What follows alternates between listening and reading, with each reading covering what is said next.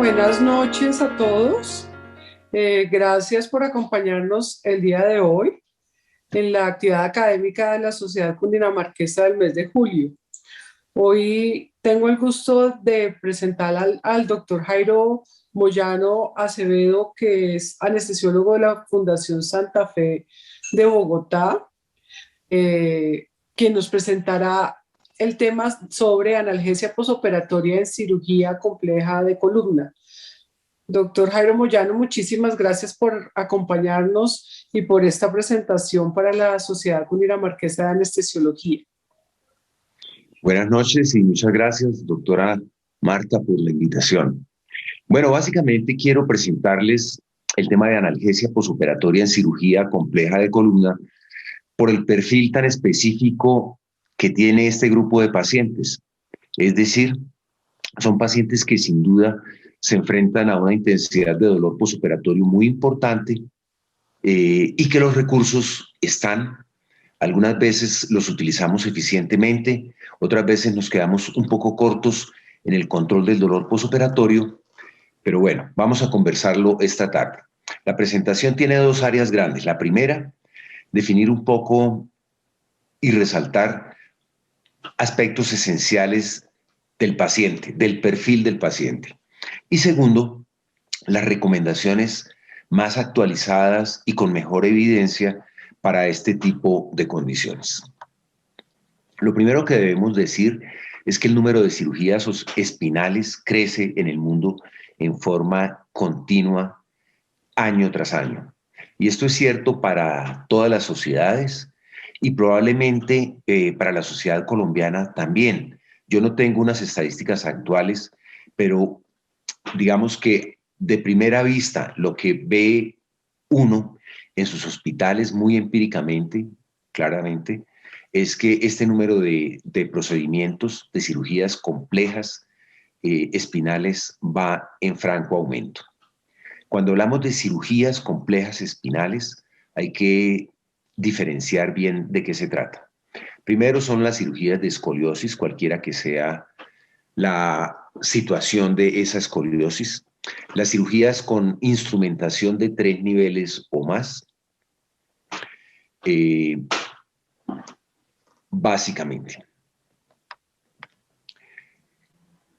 ¿Por qué hablar de la población colombiana y de la pirámide poblacional? Es muy obvio, porque esta condición de la condición más frecuente asociada a cirugía espinal, que es el canal lumbar estrecho, está claramente ligado con el avance de la edad.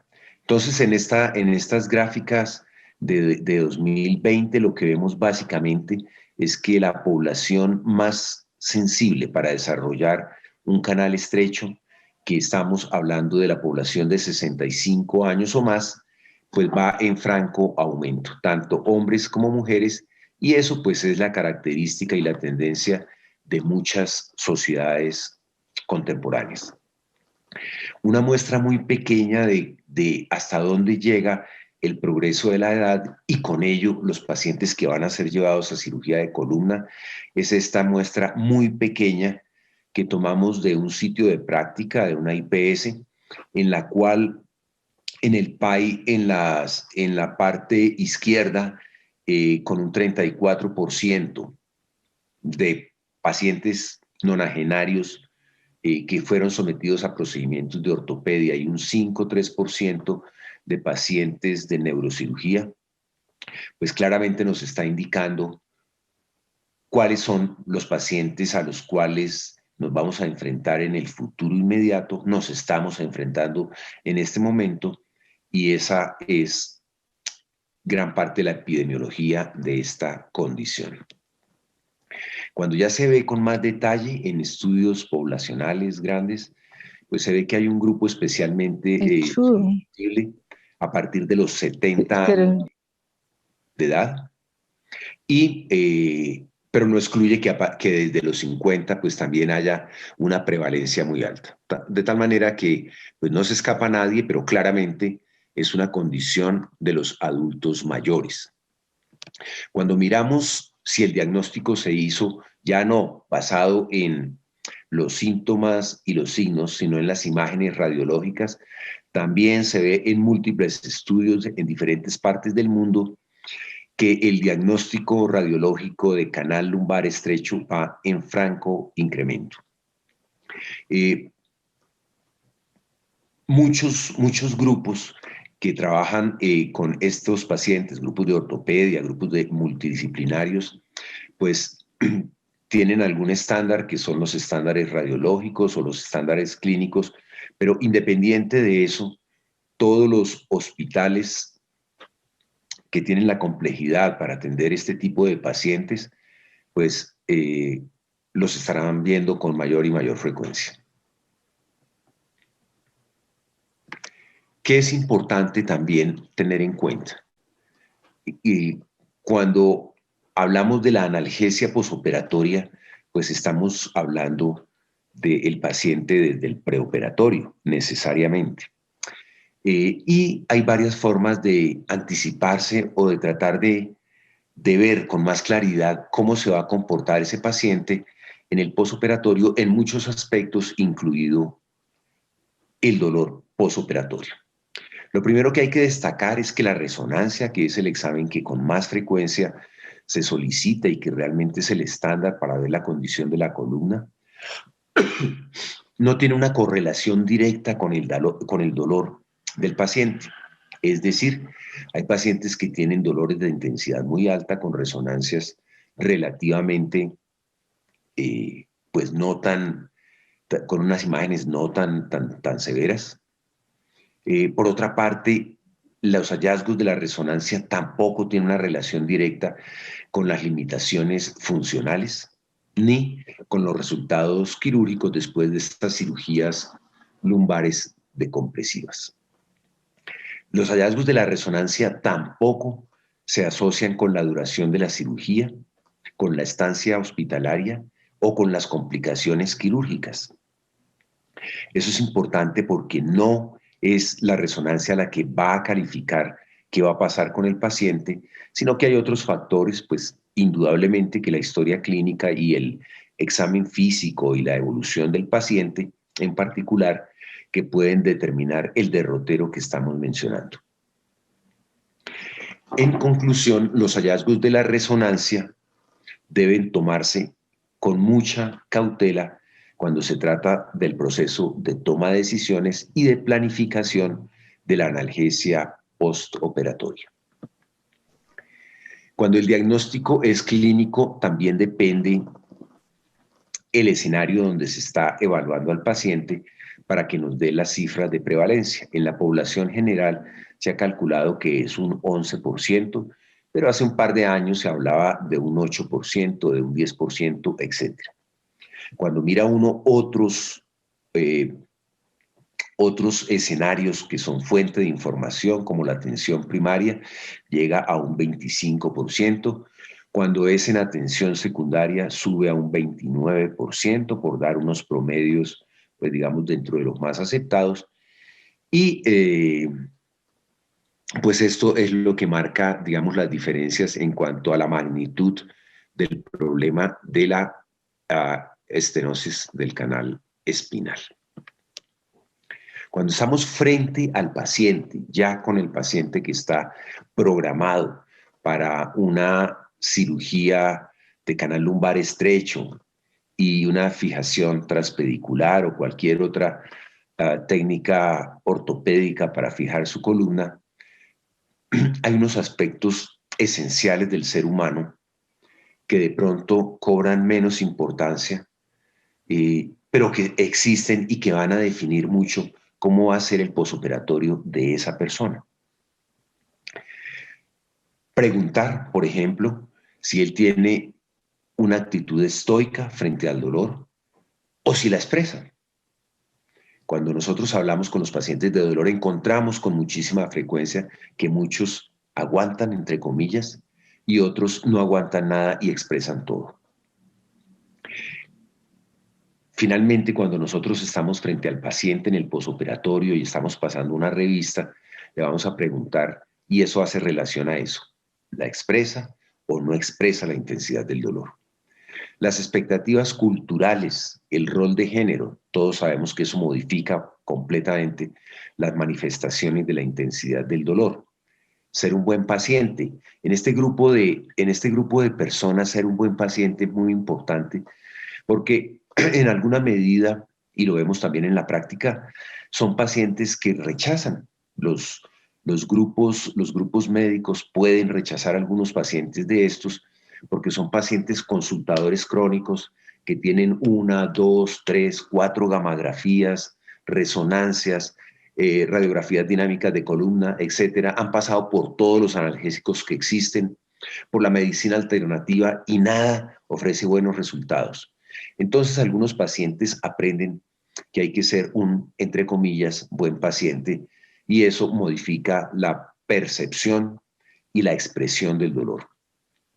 Cuando le atribuimos también un significado al dolor, un significado, digamos, espiritual o sobrenatural, que lo asociamos al sufrimiento, también claramente modifica las expresiones y las manifestaciones de dolor. El dolor pues es un fenómeno que está ligado a las sociedades y por tanto tiene un componente cultural muy importante que a veces hay que tenerlo en cuenta y ahora que en los hospitales nuestros vemos con más y más frecuencia pacientes internacionales provenientes de otras culturas, pues claramente es un factor a considerar. En relación con eso, las barreras del lenguaje, que cada vez son más importantes, si son difíciles a veces las ideas y la comunicación de esas ideas entre personas que vivimos en la misma ciudad, en el mismo entorno, pues mucho más con los pacientes que llegan un día antes a operarse y que un día después están en un posoperatorio de una cirugía mayor como es esta. El dolor como signo de debilidad y vergüenza, pues aunque no lo vemos ya tan frecuente, pero indudablemente que todavía ocurre. Y los mecanismos de afrontamiento, cómo conllevamos nosotros estas situaciones difíciles, todos tienen una razón de ser. Esto vale la pena preguntársele cuando nosotros o vemos al paciente con suficiente anterioridad o cuando, por el contrario, nos aborda el posoperatorio sin mucha preparación y no sabemos qué pasa con ese paciente que no tiene complicaciones posoperatorias, pero que no mejora en términos del dolor. Por supuesto que cuando hablamos de la analgesia no hablamos de una fracción cuando el paciente sale de la puerta de recuperación y llega a su habitación. Hoy en día todos sabemos que la analgesia está contemplada e integrada dentro de la experiencia perioperatoria del paciente, desde antes de que siquiera haya acercado el paciente a la sala de cirugía, estamos hablando ya de una fase de la analgesia. Entonces hablamos de eventos preoperatorios, eventos intraoperatorios y eventos postoperatorios. En la parte superior de esta figura, que es lo que eventualmente quiero mostrarles, el centro está, en el centro está la analgesia multimodal, que sabemos que ha sido definida desde hace ya bastantes años como la combinación de diferentes agentes con diferentes mecanismos que todos contribuyen a disminuir la sensibilización central o periférica, la disminución de la neurotransmisión mediante el bloqueo de la liberación de neurotransmisores, etcétera, y todo tiene un puesto y todo tiene un sitio, y los artículos realmente de analgesia posoperatoria tienen que ver con ketamina, un anestésico muy antiguo, con AINES selectivos o no selectivos, con modalidades físicas como la acupuntura, el ultrasonido, etcétera, los esteroides que siempre están de primera línea, el acetaminofén, las técnicas de anestesia regional que han tenido un gran impulso en los últimos probablemente 8 o 10 años y que cada vez presentan nuevas modalidades. Y por supuesto que las consideraciones psicosociales en el paciente.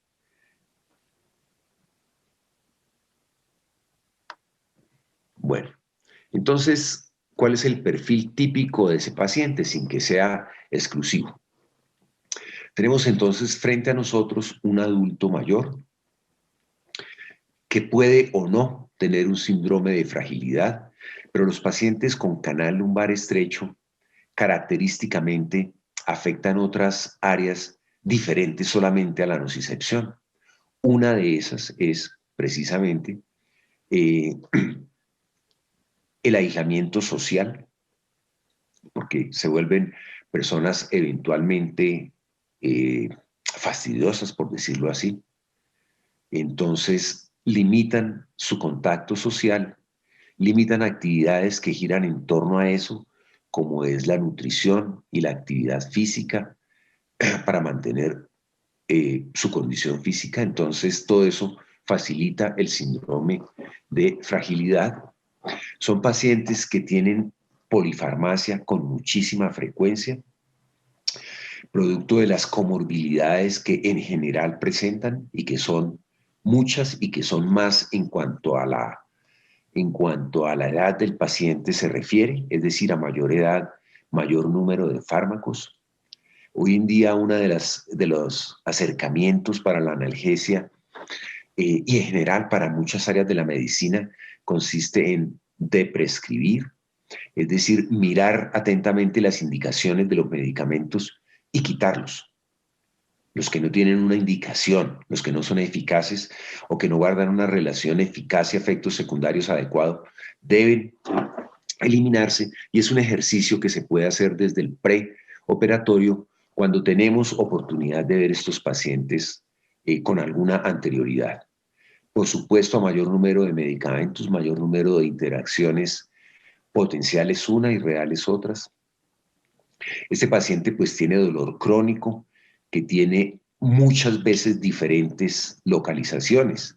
El paciente con canal lumbar estrecho con frecuencia se queja de las caderas, de las rodillas, lesiones en los hombros, etc. Entonces es un paciente polisintomático y nada le sirve y ya no quiere más terapias, más medicamentos, etc. Y ha perdido un poco la confianza en los médicos que lo han tratado para dolor. Sin embargo, característicamente también son pacientes que tienen altas expectativas. Lo que ellos quieren una vez que salgan de la cirugía es recuperar su estado funcional. Muchos nos van a decir, yo dejé de jugar golf o yo dejé de montar en bicicleta, etcétera, por culpa de este dolor. ¿Cuándo puedo empezar después de la cirugía? Con frecuencia son pacientes que llevan semanas, meses o inclusive años expuestos a diferentes opioides, opioides de baja potencia, opioides de alta potencia, opioides transdérmicos, etc. Y han desarrollado algunos de ellos tolerancia a opioide, que todos sabemos que en salas de cirugía y por supuesto por fuera de salas, la tolerancia opioide es un problema farmacológico difícil de llevar. Ya habíamos hablado de las comorbilidades y por supuesto hay dos condiciones que condicionan el buen, o en este caso, al estar presentes, el mal resultado de la analgesia posoperatoria, que son la depresión y la ansiedad.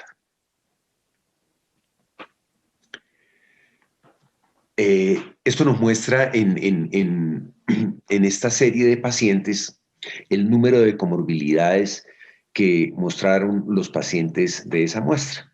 Vemos que con muchísima frecuencia tienen una, dos, tres o más comorbilidades y como ya lo hemos mencionado, pues eso está claramente relacionado con toda la polifarmacia y todas las interacciones farmacológicas. Aparte de las consideraciones obviamente anestésicas que esto implica. Este fue un estudio, parte de este estudio, Framingham, que está, pues, todo el mundo lo conoce desde hace muchísimos años, y ellos miraron los pacientes que tenían el diagnóstico de canal estrecho. Y encontraron que es una condición realmente muy abundante, que realmente se asocia a comorbilidades muy importantes cardiovasculares y que puede ser congénito o adquirido, pero de todas maneras su prevalencia es alta. El otro punto es que el canal congénito, el canal lumbar estrecho, cuando es absoluto, cuando las medidas de radiología efectivamente dan 12 milímetros o más en un diámetro anteroposterior, se asocia invariablemente a dolor. Fíjense ustedes el OR de 3.16 en una muestra de 3.500 pacientes. Con eso quiero decirles que si un paciente presenta estas características radiológicas y nos refiere a un dolor severo o insoportable, lo más prudente es creerle que sí lo tiene desde el preoperatorio. Y si desde el posoperatorio nos refiere que tiene un dolor de una intensidad básicamente similar al preoperatorio, pues seguramente es un paciente que tiene una confiabilidad en cuanto al autorreporte de dolor. Entonces, voy a mencionarles puntualmente unas consideraciones generales, unas recomendaciones generales que son pues producto de el estudio basado en la mejor evidencia, y fue un estudio que desarrolló un grupo que ustedes conocen posiblemente muy bien, que es el grupo Prospect, que es un grupo investigador que reúne anestesiólogos y cirujanos que reúnen la mejor evidencia disponible, en este caso, por ejemplo, de la analgesia para el canal lumbar estrecho. Tomaron estudios que fueran revisiones sistemáticas y ensayos clínicos aleatorios controlados y los revisan, encuentran la evidencia y fijan los parámetros para recomendar o no recomendar una intervención, pero no solamente basados en los números de un metaanálisis, sino en la aplicabilidad clínica, que es como una ventaja que tiene este grupo Prospect y estas recomendaciones emanadas de ellos. Por ejemplo, para las intervenciones que tienen que ver con dolor, la consideran como una intervención de verdad positiva si disminuye un 10% la intensidad del dolor con respecto a los valores basales. No solamente si da una P significativa, sino un 10% en esa escala, como quiera que se haya tomado. Un VAS, una escala de caras, etc. Traducido, lógicamente, a una escala numérica. Entonces, las recomendaciones preoperatorias e intraoperatorias. Entonces, dentro de las recomendaciones preoperatorias, una recomendación que no tiene mucha evidencia, pero que sí se menciona con bastante, con un grado de recomendación importante, es la educación preoperatoria. La educación preoperatoria, dirigida específicamente para definir con el paciente desde antes las metas funcionales y las metas analgésicas, y la utilización de los recursos farmacológicos para el control del dolor. Es decir, si estamos hablando de que nuestro paciente va a tener una PSA de morfina o de oxicodona en el posoperatorio, el paciente debería tener una información verbal, un cara a cara con una persona del grupo de dolor posoperatorio y una información por escrita que le ayude a comprender de qué se trata. Si uno mira cuántas personas presentan dolor posoperatorio porque no han entendido la interacción entre el paciente y la bomba, pues es sorprendentemente alto. Y la única realmente intervención de verdad efectiva es la educación preoperatoria. Muy bien.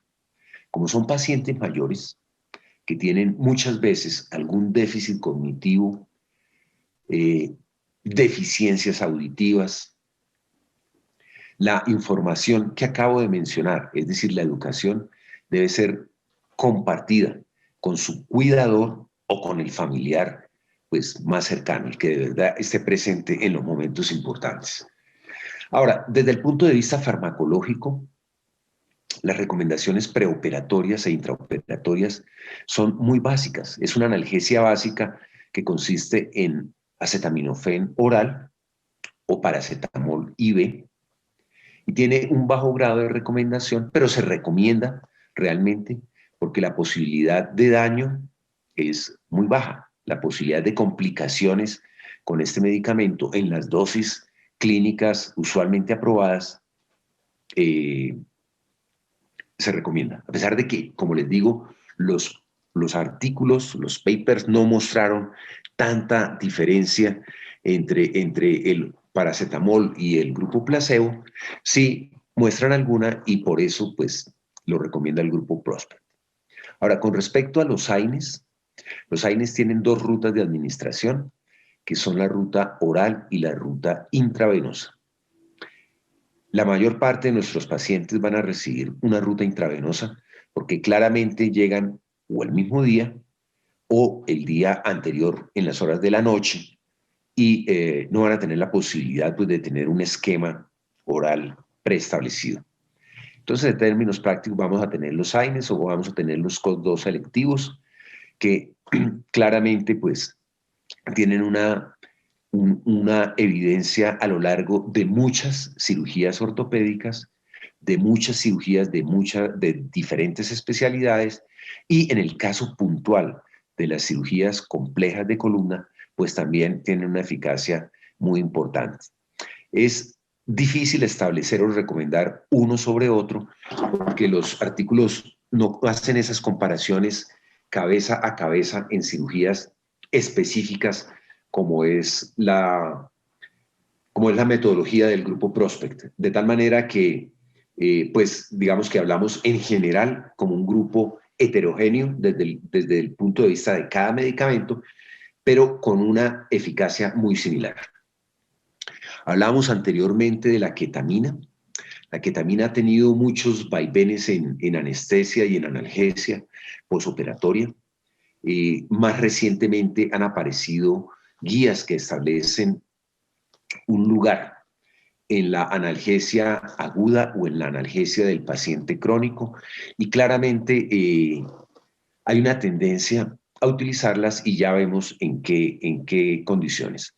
Pero lo que es importante recordar acá es que son dosis subanestésicas que se inician desde el intraoperatorio con una dosis que se recomienda no mayor a 0,35 miligramos por kilo, pasadas a lo largo de 10 minutos, y una infusión no mayor a 1 miligramo por kilo por hora.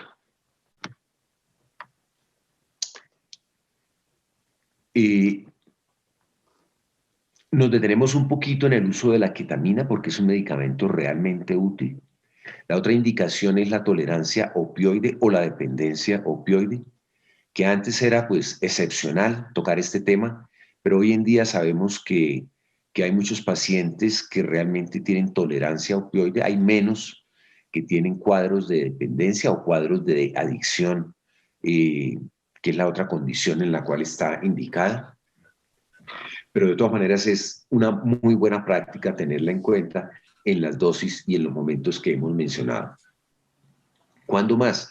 Cuando se anticipa una cirugía de gran intensidad del dolor en el periodo posoperatorio. Si nosotros hablamos con el cirujano y nos dice, vamos a tener 8 horas, vamos a hacer no sé cuántas laminectomías, etcétera, etcétera, etcétera, pues es una buena selección del paciente este medicamento de clorhidrato de ketamina.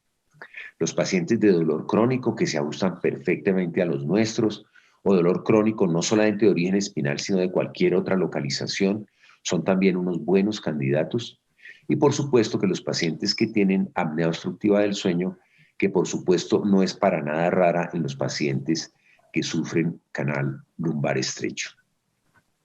Las ventajas obviamente son no solamente la disminución de los puntajes de dolor en las primeras 48 y 72 horas, sino la disminución en la dosis media de opioides diarios y la disminución de efectos secundarios atribuidos a los opioides, es decir, como náusea, como vómito. Y este último tema de la apnea obstructiva pues es importante porque nos quita o nos reduce en forma importante un problema importante de la depresión respiratoria posoperatoria en pacientes mayores que están recibiendo opioides.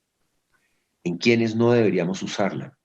En pacientes que tengan enfermedad coronaria pobremente controlada, la disfunción hepática severa, pues tiene un metabolismo hepático claramente, en los pacientes que tienen psicosis aguda, en embarazo, en hipertensión arterial no controlada, en hipertensión endocraniana e intraocular, aunque hay pues personas que argumentan que pues estas son estas dos últimas, la hipertensión endocraniana y la hipertensión intraocular, contraindicaciones relativas y muy susceptibles al análisis por parte del clínico.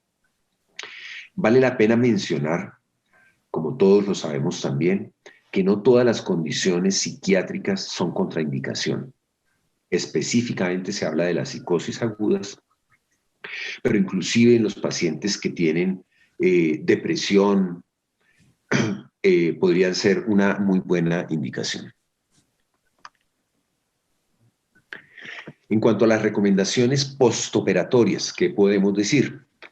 La analgesia epidural en prácticamente todos los estudios tiene una gran eficacia analgésica basada en anestésicos locales y opcional la combinación o no de analgésicos opioides.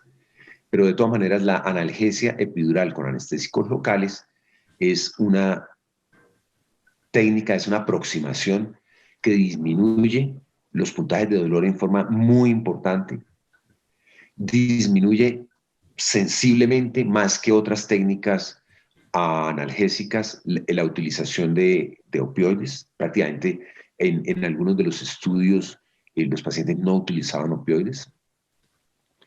Y la única condición es que pues si tienen la columna abierta, pues la puede colocar el catéter o colaborar en la colocación del catéter el cirujano. En cuanto al posoperatorio, la recomendación también es el paracetamol, que se cambia rápidamente a acetaminofén oral una vez que recupere la vía oral. En general, estos pacientes en el curso de las primeras 12 horas han recuperado su vía oral. Los AINES, como mencionamos anteriormente, también tienen un nivel de recomendación muy alto. Y los opioides quedan como medicación de rescate solamente cuando los anteriores fármacos o aproximaciones analgésicas no han funcionado. Entonces, eso es importante recordárselo y ahí hay una relación clara. Por ahí se oye de fondo un micrófono.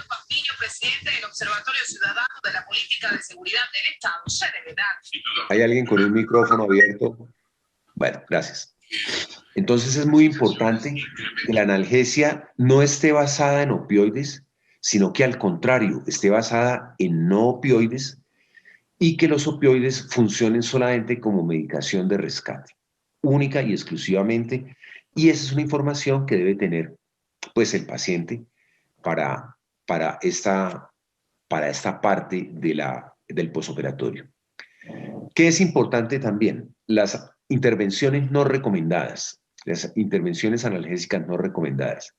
Los gabapentinoides orales que en otros grupos de pacientes constituyen una recomendación, en estos pacientes no constituyen una recomendación porque no hay una diferencia clínicamente significativa adicionarlos o no al esquema analgésico. Pero sí hay una diferencia importante en los efectos secundarios, especialmente cognitivos, que claramente en estos pacientes pues pueden inducir a caídas, etc. La metadona IV es un opioide, es un agonista mu que todos sabemos que existe en forma parenteral en otros lados, oral en nuestro medio, y que tiene una capacidad de ahorro de opioides muy, muy grande. No se recomienda básicamente porque por conveniencia clínica, por incrementar el nivel de monitoreo, y por la necesidad y el cuidado que requerirían los pacientes con metadona IV, pues el grupo PROSPECT, a pesar de la eficacia, no lo considera como una intervención que se deba asumir rutinariamente. El bloqueo del músculo erector de la espina, que hay muchísimos estudios y que seguramente sí terminará funcionando, en el momento no es una recomendación para utilizarlo regularmente, probablemente en algunos pacientes escogidos, pero como guía de manejo posoperatoria, hoy ellos no la recomiendan.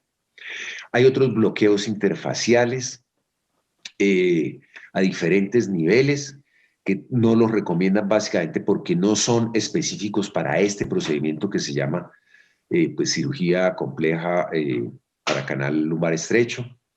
Entonces, pues tampoco. La lidocaína, fíjense ustedes que es un medicamento que usamos casi que rutinariamente en muchas cirugías de colon, por ejemplo, con mucha evidencia en cuanto a la literatura, especialmente en cirugías laparoscópicas de colon, etcétera.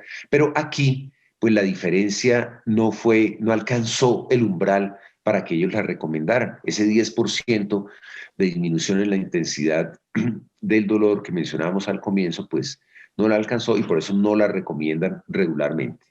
Los glucocorticoides como analgésicos, no como antieméticos, no es una recomendación de este grupo. Y la dexmedetomidina, pues no se asoció con disminuciones significativas en las intensidades de dolor.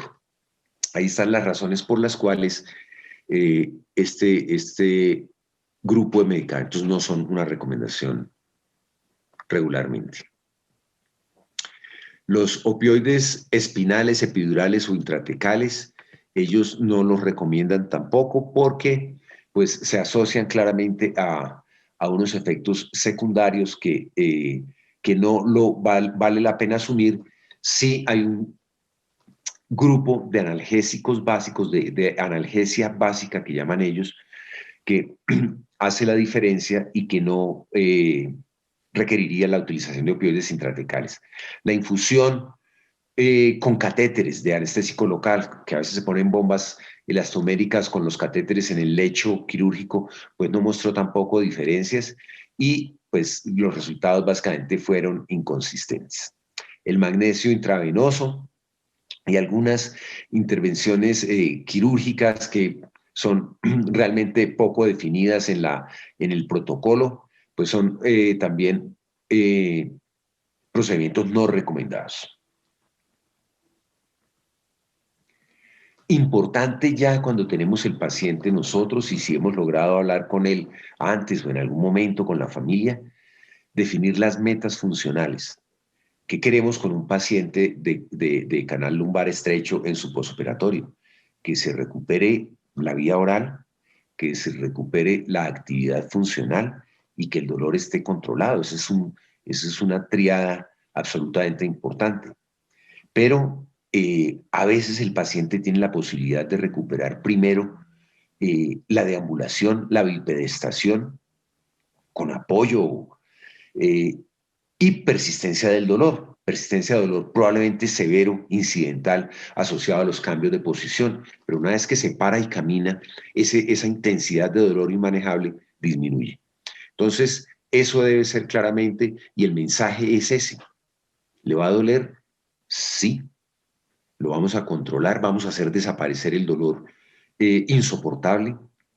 Hay un dolor basal que biológicamente existe y que va a ir mejorando, pero lo que sí lo estimulamos es a que se pare y camine desde el día siguiente de su cirugía. Con relación a eso, pues también tenemos que decir que la valoración del dolor debe ser pues dinámica. Últimamente estamos optando por la valoración como leve, moderado, severo o insoportable, en vez de ese 0 a 10. Y la razón es que las escalas numéricas y la definición de metas analgésicas en esos umbrales de que no puede ser mayor de 4, etcétera, pues no se han traducido en buenos resultados, sino en una sobreutilización de opioides en términos prácticos que no han conducido pues, a un buen cuidado del paciente. La utilización de la PCA, señor fulano de tal, cuando tenga dolor severo o insoportable, es la indicación. Para el resto tiene los analgésicos no opioides, las infusiones, etc. Y eso ha representado una disminución sustancial en la utilización de opioides, en la utilización de laxantes, en la utilización de antieméticos y en la presencia en la necesidad de maniobras complejas para solucionar el estreñimiento de estos pacientes. Cuando miramos la evolución posoperatoria, pues aquí tenemos en diferentes colores las semanas posoperatorias y lo que básicamente reportan pues todos los pacientes en prácticamente todas las semanas es la presencia de dolor muy importante con una limitación pues de otras actividades, pero definitivamente en términos de dolor es bastante, es un tema centrado en el cuidado del paciente. También en relación con eso, pues tenemos que mirar quiénes deben y quiénes no deben recibir opioides. Entonces, se ha estudiado desde muchas ópticas y lo que es claro es que los pacientes que vienen recibiendo opioides desde meses antes de la cirugía continúan utilizando opioides a pesar de cirugías que son técnicamente exitosas. Fíjense ustedes ahí como en estos miles de pacientes, simplemente para mirar el renglón de los pacientes masculinos, el 40% estaban usando opioides desde al menos 6 meses antes y el 40% 2 años después de cirugía. En el grupo de las mujeres, pues básicamente lo mismo. Es decir, es un llamado de atención para nosotros que vemos pacientes de dolor con alguna regularidad, ver de verdad cuándo están indicados. La literatura nos ofrece varias fuentes para reflexionar y nos muestra cómo el dolor crónico, como este es un buen ejemplo, pues los opioides son impactantes al comienzo, las primeras semanas son milagrosos y tiempo después se escala la dosis y no se escala el efecto analgésico. Y si se continúan utilizando, como en este estudio que les estaba mostrando. Esto es el número de pacientes que no tomaban opioides y que los tomaron a partir de la cirugía. Y ese es otro grupo de pacientes en los cuales también la característica es la persistencia del opioide. Fíjense ustedes que en las primeras semanas, en el primer trimestre, el 25% todavía toma opioides, a los 6 meses el 17%, al año el 13%, y por encima del año el 9% sigue tomando opioides, a pesar de que no hubo complicaciones, a pesar de que van en franco proceso de rehabilitación, un año después continúan esto.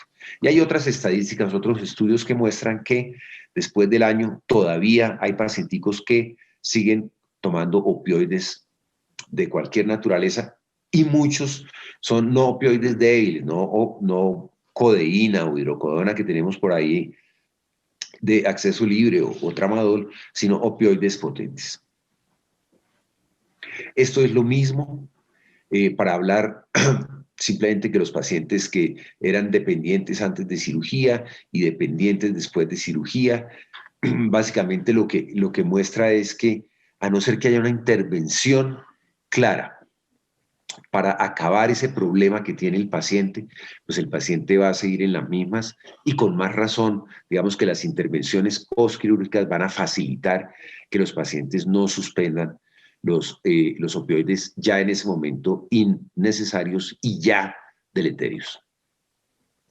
Pues en resumen lo que estábamos mostrando o tratando de mostrarles es que pues los seres vivos tenemos una ruta biológica a sobrevivir y a reproducirnos, y eso está basado en una tríada motivacional que en el caso de los pacientes de canal lumbar estrecho operado es básicamente lo mismo, pero que estoy diciendo acá, pero en otras palabras.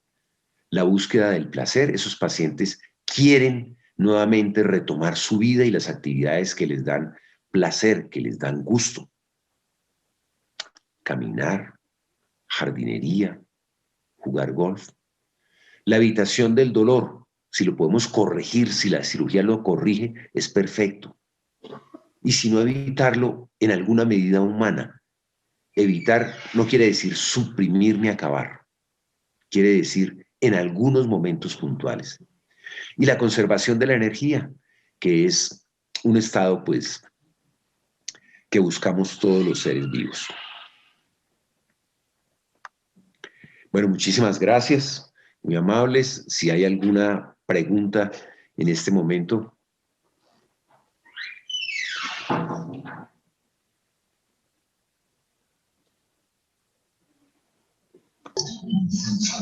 Los invitamos a formular nuestras preguntas a través del chat para que el doctor Moyano nos pueda resolver esas inquietudes.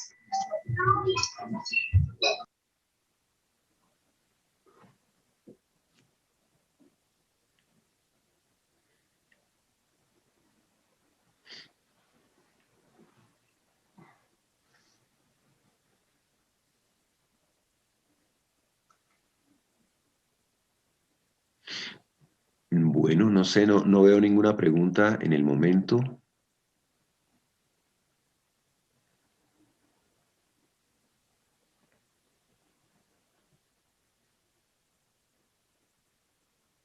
Bueno, finalmente yo quisiera mencionar... Doc, sí. tenemos una pregunta, perdón. El doctor Usechi, ¿qué opina de la hidromorfona? Bueno, perfecto. Bueno, doctor, pues la hidromorfona es un opioide que tiene una serie de ventajas, eh, sin duda muy importantes en analgesia posoperatoria. Una que tiene con respecto a la morfina es el comienzo de acción. El comienzo de acción, es decir, cuando el fármaco pasa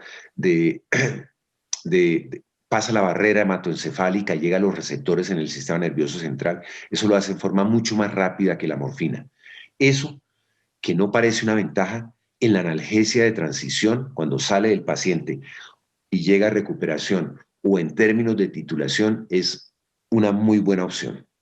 Tiene las mismas recomendaciones y los mismos cuidados que cualquier otro opioide como la morfina o la oxicodona, que son los otros dos opioides compañeros para analgesia postoperatoria, pero de hecho en algún momento de la evolución cambió de ser la morfina el primer opioide en cuanto a formulación a hidromorfona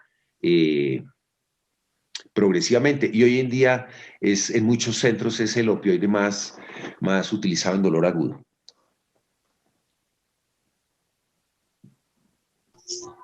Gracias, doctor Moyano. La doctora Delgado está levantando la mano. Doctora, la escuchamos. Muchísimas gracias por la excelente conferencia, doctor Moyano. Yo tenía una pregunta. Para los algólogos, ¿esa reducción del 10% que propone Prospect es suficiente para estar convencidos de una reducción clínicamente significativa cuando se están hablando, pues cuando se está evaluando la efectividad de algunas intervenciones? No, es poquita, es baja, ¿sí? Pero digamos que es un punto al menos de reparo para que ayuda a la toma de decisiones. Porque digamos que en muchos casos uno ve, Marta, la diferencia, por ejemplo, entre un grupo A que utilizó en promedio 5 miligramos y un grupo B que utilizó en promedio 5,7 de morfina, y ya eso hace una diferencia en ese estudio, ¿cierto? En cuanto a utilización de analgésicos. Poniéndolo en intensidades de dolor, un grupo que, digamos, en promedio tuvo 6,5 y otro que tuvo 6,3, que existen estudios de esa naturaleza, pues le queda a uno el sinsabor de que puede dar un resultado, da una P, pero que esa P no se traduce en un beneficio del paciente. Yo también pienso lo mismo, no sé, bueno, asumo que usted piensa que el 10 es un número muy pequeño, que debería ser más grande, pero bueno, es lo que tienen ellos.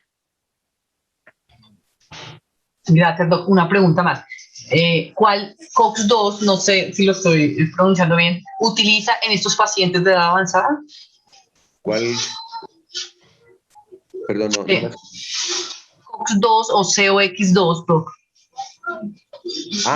Sí, esos son COX-2 selectivos, son unos antiinflamatorios selectivos de COX-2 como Celecoxib o Paracoxib, es eso. Y utilizamos, pues, si es vía oral, utilizamos el Celecoxib y en algunos pacientes utilizamos Parecoxib intraoperatorio.